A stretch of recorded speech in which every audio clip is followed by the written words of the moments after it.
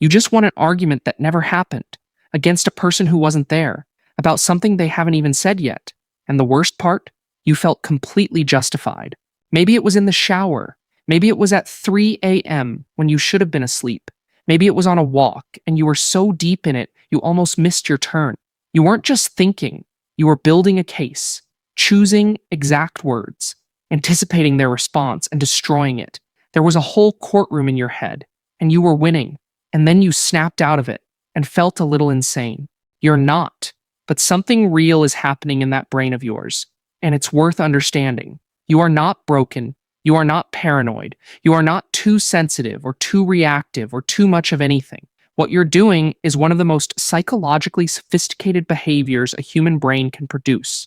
And once you understand why it happens, you'll never look at it the same way again. The first thing to understand is that your brain doesn't know the difference between a conversation that happened and one that didn't. It processes both as real experience. When you rehearse an argument, your nervous system responds as if the confrontation is occurring. Your heart rate shifts. Your language centers activate. Your emotional memory engages. Your brain is preparing.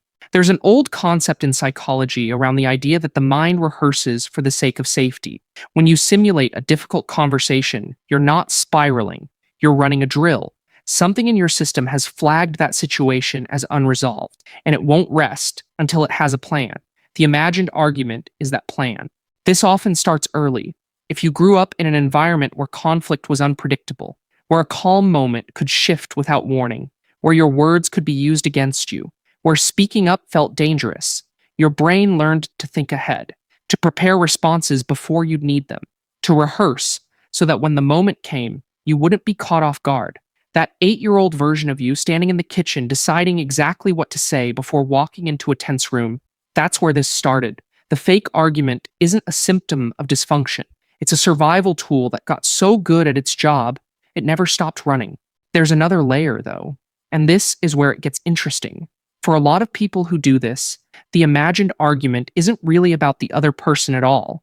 It's about something much closer to home, the feeling of not having been heard, of swallowing something you needed to say, of walking away from a conversation thinking of everything you should have said. Psychologists sometimes call this the staircase wit, the perfect response that arrives too late.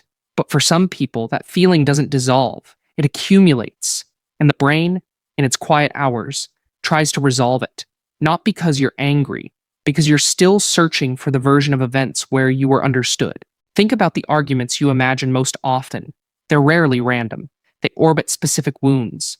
The parent who always dismissed you, the partner who never quite listened, the friend who made you feel small, the boss who talked over you in a meeting. You're not replaying those scenes because you want to. You're replaying them because something in you is still trying to complete them.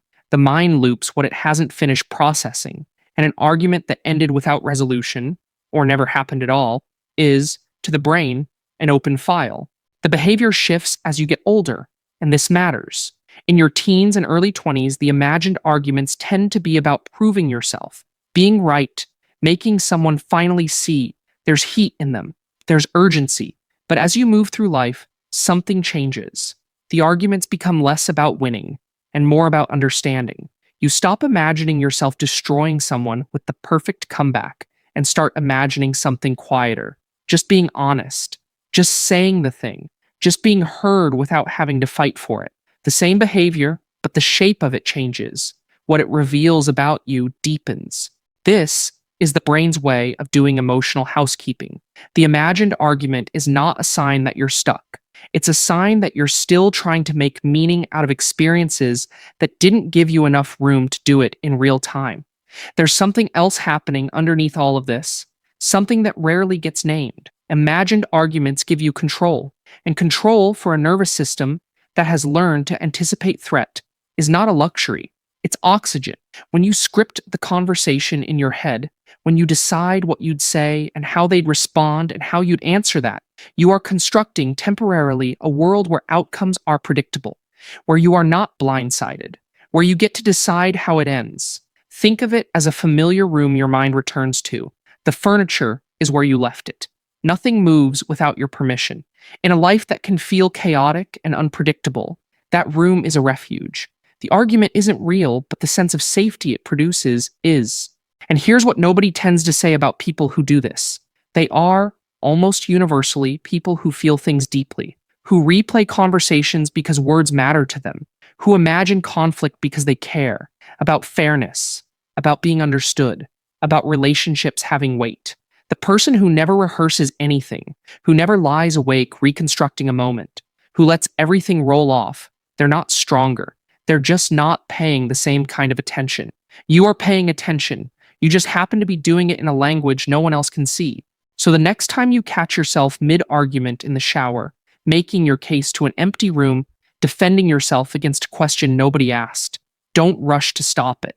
Don't tell yourself to let it go or get over it or move on. Just notice what the argument is really about, what wound it's circling, what it still needs to say. Your brain is not torturing you, it's trying to take care of you in the only way it learned how. And that, more than anything, is worth understanding. If this spoke to you, consider subscribing, and I'll see you in the next one.